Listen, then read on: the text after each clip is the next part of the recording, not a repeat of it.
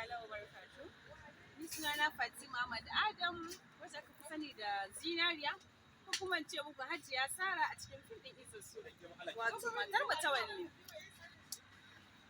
Jama'a, ina muku albishi da sabon tashar mu mai suna Jafar Zaria TV. Jama'a, kada ku bari a baku labari. Dukkan wani abu da kuke so, ina cikin wannan tashar. Faɗakarwa kala-kala. Waƙoƙi, nishaɗi. Ku dai ku je kawai ku danna mana subscribe Jafar Zaria TV.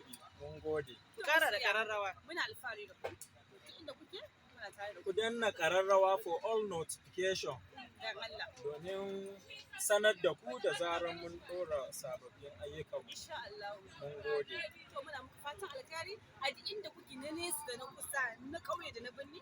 Muna muku fatan alkhairi. Allah ya isa muku a duk inda kuke masoya. Love you all. Bye bye. Ni ne naku Jafar Ibrahim. Muna wajen waƙan Baba Bashir, ma'ana Bashir Sa'idu. Waƙa sabuwar bidiyon Chief of Staff already mun gama ta dama. Commissioner of Finance na nan tafe.